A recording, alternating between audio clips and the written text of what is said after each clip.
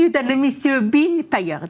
C'est la rencontre avec des personnes ordinaires qui font des choses extraordinaires.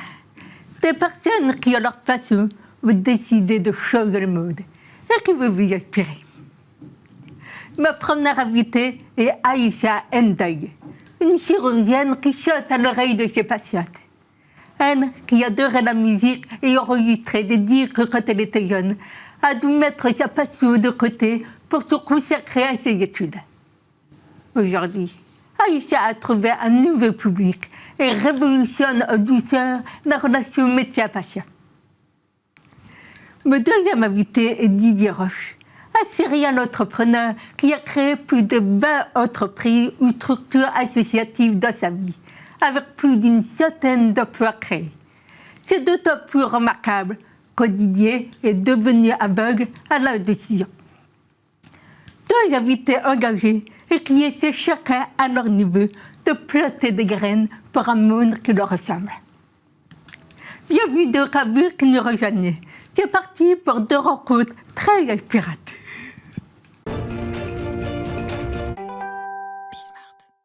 Et maintenant, j'ai le très grand plaisir d'accueillir Aïcha Ndoye, une chirurgienne talentueuse, mais aussi une femme passionnée par l'humain et le chant. Hier, Aïcha a chanté sur la scène mythique de l'Olympia pour l'association Tous Unis contre le cancer.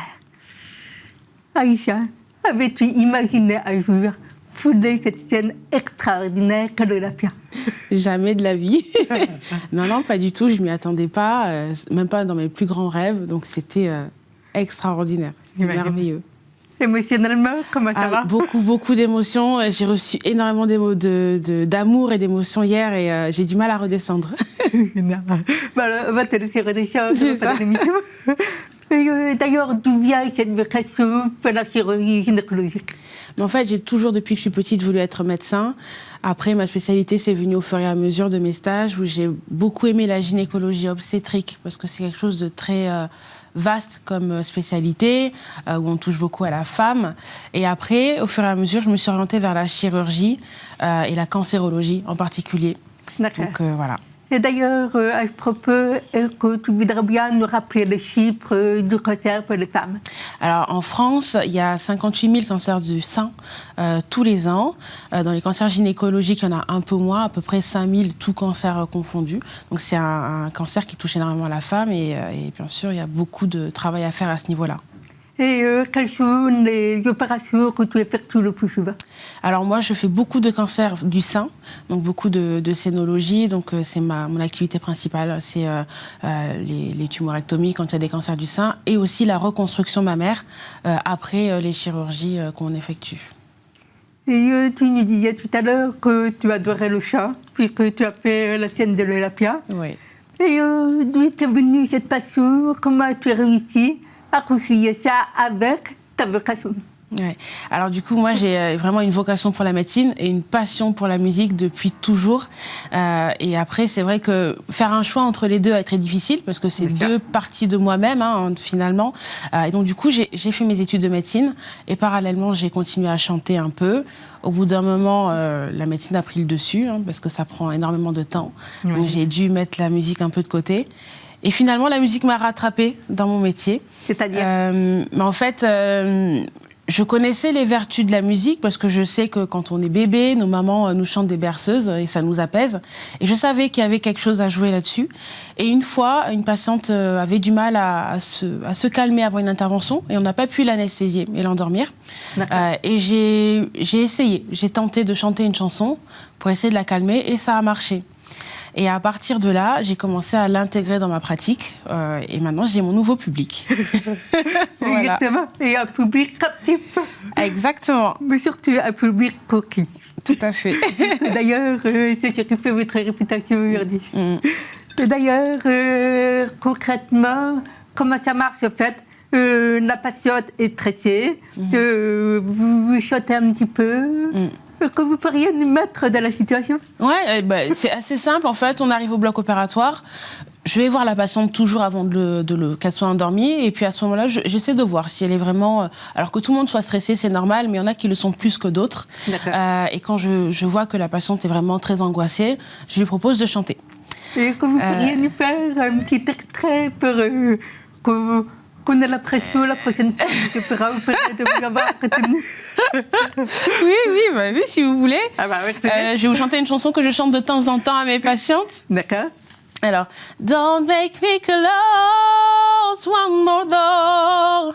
I don't wanna hurt anymore. Stay in my arms if you're there.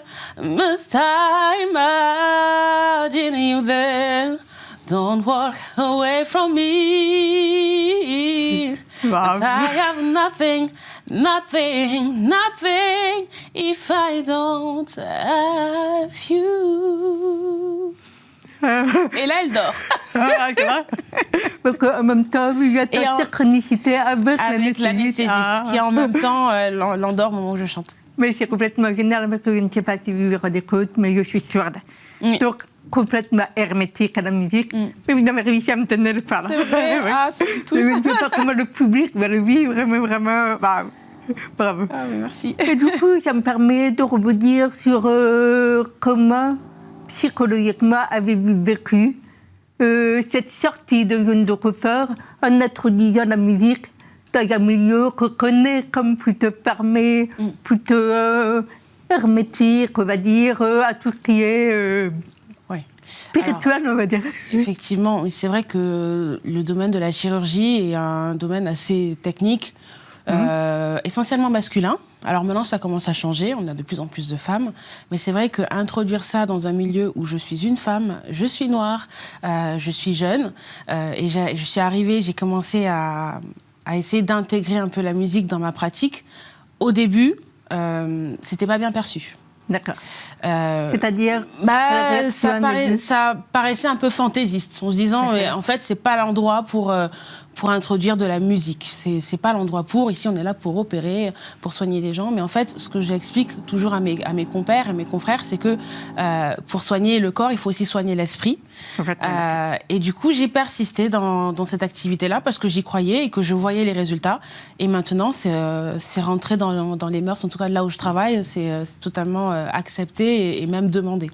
C'est-à-dire que j'imagine que vous avez fait fonctionner la théorie des alliés. C'est-à-dire des personnes qui étaient convaincues avec vous. Et qui étaient ces personnes? Des anesthésistes. Finalement, c'est plutôt eux qui en fait, ils voyaient très bien l'effet que ça avait sur leur traitement, sur les médicaments qu'ils injectaient, qu'ils injectaient beaucoup moins de traitements. Et donc, c'est eux, en fait, qui ont finalement réussi à m'aider à instaurer ça. Et puis après, ça a fini par conquérir les autres chirurgiens et tout le reste de l'endroit où je travaille. Ah, c'est drôle, je ne pensais pas que ça aurait une influence sur l'anesthésie en elle-même. Ah si. C'est incroyable. Et c'est prouvé. D'accord. Oui. J'imagine. Ouais. Et d'ailleurs, comment justement, personnellement, as-tu géré le regard des autres? Quel est le dialogue intérieur que tu t'es fait qui fait que finalement, tu t'es dit j'y vais? Ça n'a pas été simple.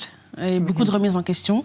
J'ai eu beaucoup de remises en question au début parce que, effectivement, quand on se dit, en fait, ce que tu fais ne sert à rien, ça n'a pas d'intérêt, il faut quand même croire en ce qu'on fait. Et en fait, j'ai quand même cette capacité-là à quand je crois en quelque chose, je vais jusqu'au bout. Alors, soit je me casse la figure, ça marche pas, et soit ça marche. Mais là, du coup, je me suis dit, en fait, si tu penses que ça peut aider tes patientes, tu ne dois pas les en priver.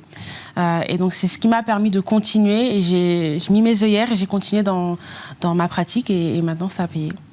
Donc, ça veut dire que tu as accepté de te dire, je peux me casser la figure. Ah oui, tout à fait. D'accord. Donc, tu étais prête à assumer les conséquences, à perdre en fait ton poste? Oui, tout à fait. Ou ton poste, arrêter la chirurgie? Alors non, pas jusqu'à arrêter la chirurgie, mais oui, tout à fait. Je savais que de toute façon, c'est comme ça dans la vie. Hein. Quand on fait quelque chose de nouveau, il faut accepter de se tromper. Et puis voilà, après, une fois qu'on s'est trompé et qu'on le sait, on fait autre chose. Mais oui, je savais très bien que c'était risqué, mais bon. Et par ailleurs, au niveau de l'équipe médicale, est-ce que tu as observé justement des effets que tu n'avais pas forcément prévus au départ?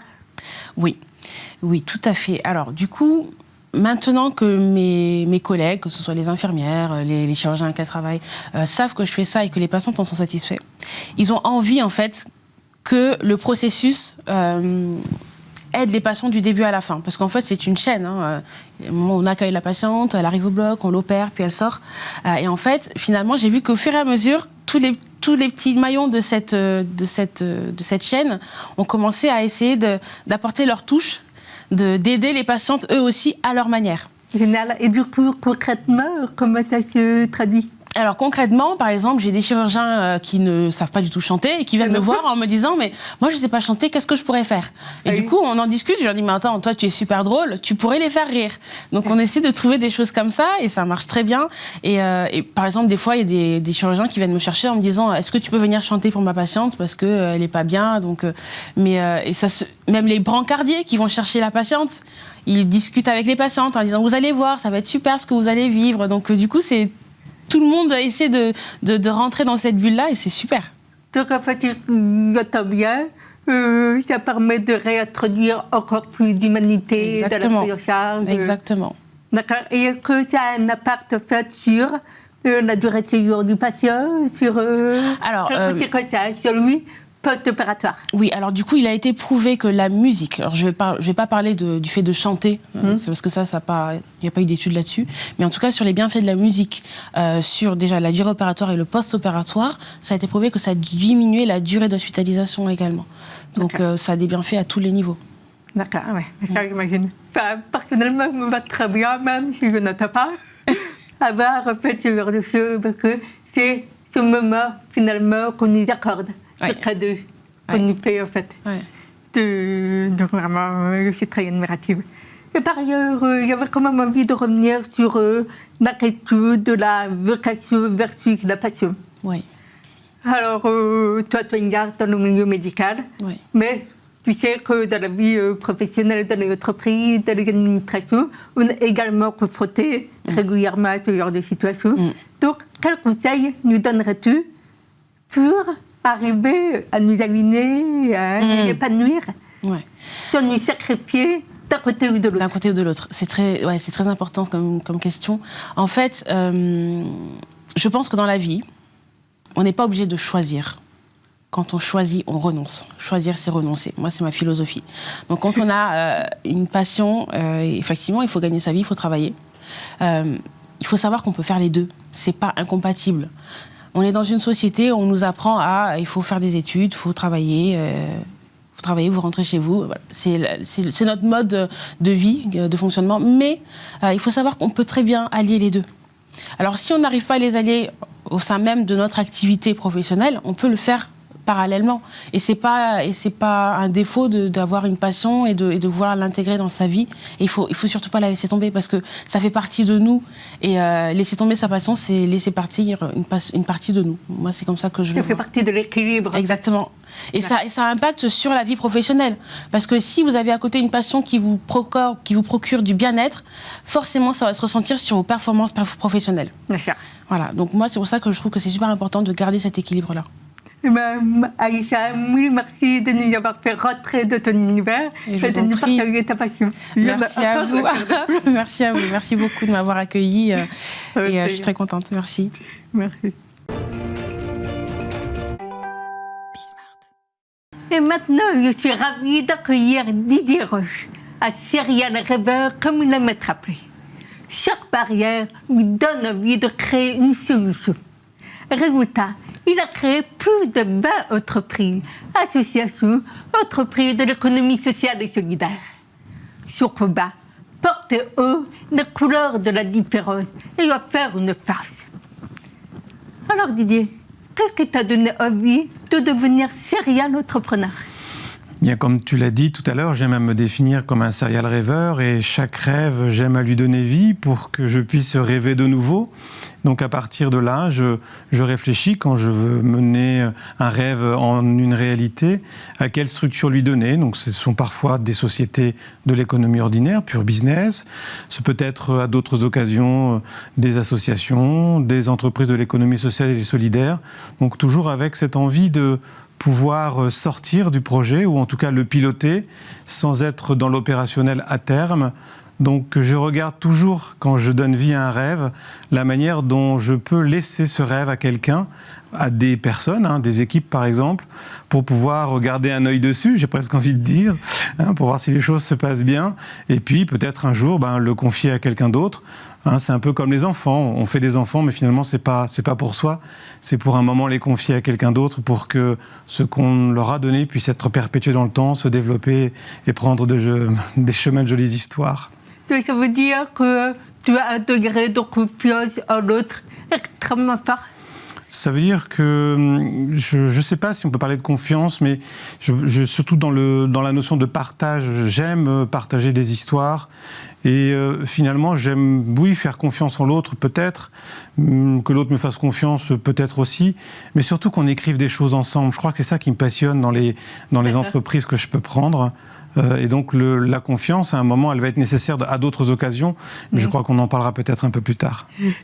Non, parce que j'aimerais bien justement que tu me développes cette partie de confiance, parce que comme tu es aveugle, forcément, de temps en temps, tu dois compter sur les autres pour te dire ce qui se passe autour de toi. Donc, alors, comment tu gères cette partie-là ? Alors, je pense que tu fais allusion peut-être à ma vie privée, notamment lorsque je vais faire du sport. D'accord. Je fais du ski, par exemple, et la grande question, c'est comment est-ce qu'un aveugle peut dévaler les pistes de ski ? Et j'y vais pas tout seul, je te rassure, sinon je ne serais pas devant toi aujourd'hui. Donc j'ai un guide. J'ai un guide qui se positionne derrière moi. Alors il peut être devant ou derrière, mais moi je préfère quand il est derrière. Et puis il va me donner des consignes de guidage à droite, à gauche. Et puis à un moment, il va me dire libre. Et là, il ne me parle plus, je fais ce que je veux. Je godille, je fais des zigzags, je fais ce que je veux.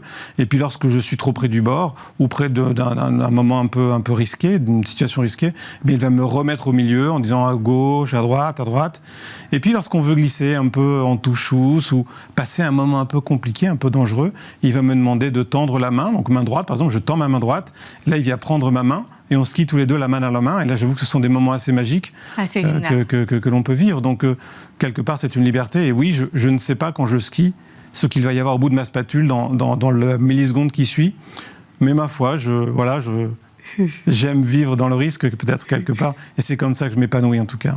Et du coup, me vient à l'esprit quand même cette notion d'inconnu.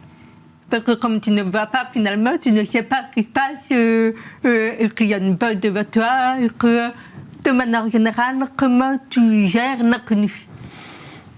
C'est l'occasion de vivre de nouvelles expériences. C'est-à-dire que j'aime être surpris. Je suis quelqu'un qui pratique énormément le changement, donc je fais des interventions sur le sujet dans pas mal d'endroits.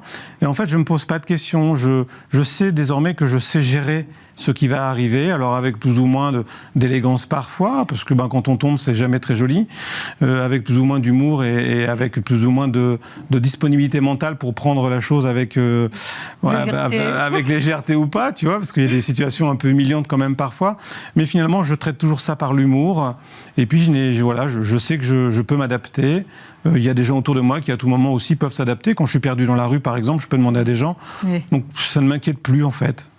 Et donc, comment gères-tu également cette notion de demander de l'aide ? Parce que justement, quand on est entrepreneur, évidemment, on ne sait pas tout faire. Et pour beaucoup de gens, c'est compliqué de demander de l'aide. Alors, quel est le conseil que tu pourrais nous partager ? Demander de l'aide, c'est des gens vous demandent de l'aide. Donc pourquoi pas ne le demander à son tour. Moi, j'ai dans mon environnement professionnel plein de collaborateurs qui viennent me voir parce qu'ils ne savent pas faire ceci ou cela, ou besoin d'un avis sur tel ou tel sujet, un coup de main sur tel ou tel sujet. Donc j'ai appris à être décomplexé par rapport à ça. D'accord. Et lorsqu'on est handicapé, je pense qu'il faut un moment savoir demander de l'aide parce que ça permet de moins perdre de temps parfois, comme n'importe qui du reste. Quand on vient demander de l'aide, c'est pour gagner du temps ou avancer sur des sujets. Et donc il faut savoir réaliser son juste équilibre entre son autonomie et sa performance. Donc il faut demander de l'aide. Il faut en donner, comme moi. D'accord, donc en fait, pour toi, demander de l'aide, c'est pour aller chercher la performance. Demander de l'aide, c'est pour avancer sur quelque chose. C'est pour donc avancer dans un parcours de rue, avancer dans un projet professionnel. Donc oui, c'est le partage, l'aide. D'accord. On ne sait pas tout faire, on sait faire des choses que les autres ne savent pas, donc autant le donner. Et sur la partie serial entrepreneur, qu'as-tu appris avec le recul aujourd'hui ? J'ai appris que la difficulté que l'on rencontre, elle se surmonte tout le temps. Et puis, si on ne parvient pas à la surmonter, certains appelleront ça un échec. Moi, j'appelle ça une expérience de vie qui voilà, une fin qui n'était pas celle que l'on voulait, mais on a appris. D'accord. On a appris, et puis à partir de là, quand tu apprends, tu essaies de ne pas refaire les mêmes choses, parce que sinon tu obtiendras du même résultat. Et en fait, que ce soit un échec ou une réussite, ça n'est une expérience de vie qui finalement est là pour te faire grandir et faire grandir tes projets. Et laquelle te fait le plus grandir? Est-ce que c'est la réussite? Est-ce que c'est l'échec? J'ai envie de dire qu'il faut un juste équilibre entre les deux, parce que si on reprend ce que je fais du sport, comme tu l'as compris, et à partir de là, quand on est dans le sport et la compétition, on perd plus souvent qu'on ne gagne sur une carrière entière. Donc il faut quand même gagner de temps en temps, il faut quand même, parce que ça motive, et dans l'entrepreneuriat, il faut surtout avoir au moins quelque chose qui soit à somme nulle entre l'échec et la réussite. C'est mieux d'avoir du positif, parce que ça permet de réinvestir, de se reprojeter dans l'avenir. Mais des deux, j'aime l'adversité, parce que je sais que je parviens toujours à la surmonter. Et si ça ne se passe pas comme je le perçois, comme j'en aurais envie, j'essaie d'en comprendre le sens. Donc je ne vis plus l'échec comme quelque chose de négatif, c'est une forme d'adversité, et puis quand les choses difficiles se présentent à moi, ça me galvanise en fait, ça me donne de la force, ça me donne de l'énergie, ça me donne envie d'en découdre en fait. Donc t'aimes bien faire de la compétition, je suis un compétiteur dans l'âme, moi je crois, ouais. D'accord. Du coup, ça me fait me dire que je pense que beaucoup de personnes doivent te dire que tu as un grand résilient. À la fois par rapport au fait que tu as perdu la vue, par rapport apparemment aux échecs dont je n'ai pas du tout entendu parler, et par rapport à ton parcours de vie de manière générale, parce que dans ta vie professionnelle comme personnelle, tu fais des choses assez extraordinaires. Quelle est ta vision, toi, personnelle, de la résilience? La résilience est un mot qui aujourd'hui me gêne un peu, non pas dans la définition qu'il a, mais dans ce que l'on a fait. Et on met souvent quelque chose de l'ordre de l'héroïsme derrière la résilience. Moi, je crois qu'on a tous en nous le pouvoir de résurrection, et que soit le moment dur qui arrive devant nous, on le regarde, on le fuit pas, on le gère et on rentre dans la résilience, soit on reste dans cette douleur-là et on en fait une souffrance. Moi, j'ai testé les deux. Je préfère être dans le champ d'avancer, d'apprendre et d'être dans la résilience, finalement. Mais je ne suis pas exceptionnellement résilient. Je suis résilient tout à chacun. Alors, j'ai un parcours qui se prête facilement aux médias, à la storytelling. Donc voilà, on peut le monter en héroïsme, mais ce n'est pas le sujet pour moi. On a tous, et c'est le message qui est à donner à chaque fois qu'on rencontre des gens, on a tous en nous le pouvoir de résurrection, le pouvoir de résilience. Il faut juste l'activer, il faut juste être volontaire et avoir du courage, en fait, pour avancer. Et comment on fait? Quels sont les secrets, justement, pour rebondir? Parce que toi, tu as testé les deux. Donc, quelle est la différence? Si tu veux, quand tu es dans une phase de souffrance ou dans une phase de victime, tu vas attirer des gens autour de toi qui vont avoir besoin de victimes pour exister, ce qu'on appelle les sauveurs. Et bon, c'est bien ce qu'on pense pour toi, on fait pour toi, mais finalement, c'est pas très gratifiant à la fin. Et dans une espèce de spirale, une espèce de spirale un peu démotivante, un peu démoralisante, alors que lorsque tu es dans l'action, tu vas créer de l'émotion et des sentiments, et ce sont des bons sentiments souvent que tu crées. Et à partir de là, tu te mets à aimer ce que tu fais, tu te mets à avoir confiance en toi, à t'aimer.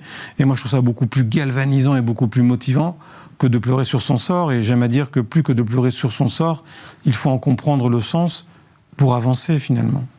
Et quel type d'action il faudrait poser?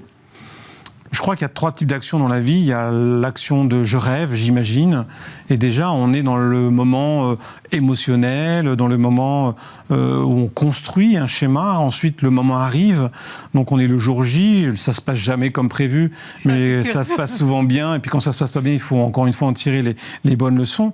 Donc de nouveau, lorsque ça se passe bien, des sentiments, des émotions, et puis après on s'en souvient.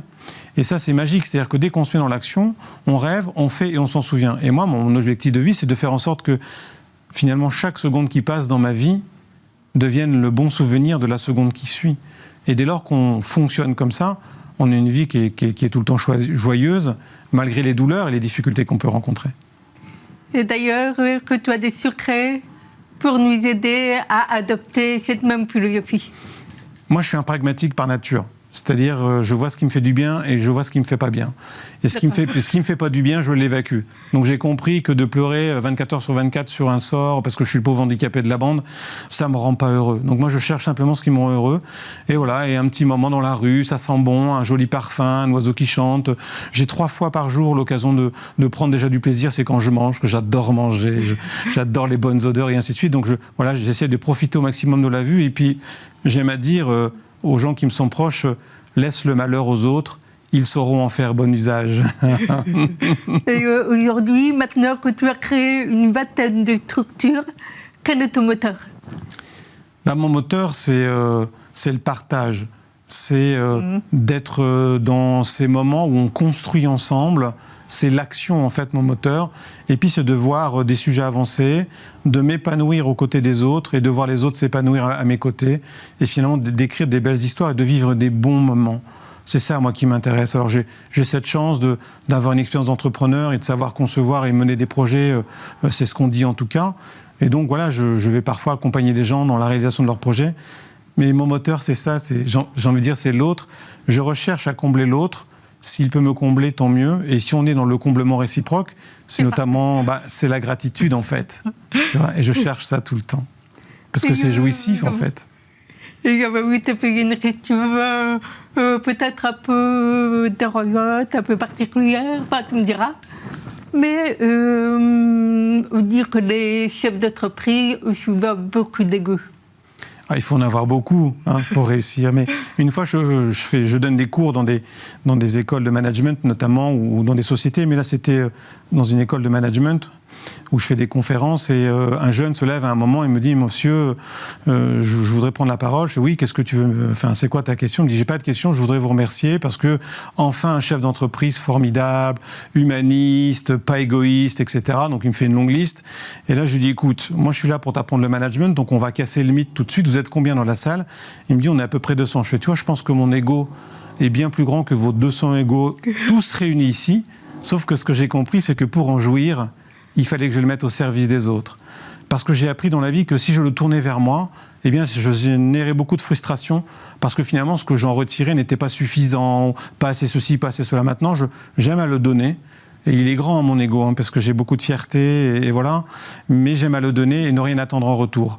Et magiquement, lorsque quelque chose revient, c'est super, enfin, c'est succulent, c'est jouissif. Et donc, je ne vis plus dans la frustration, en fait.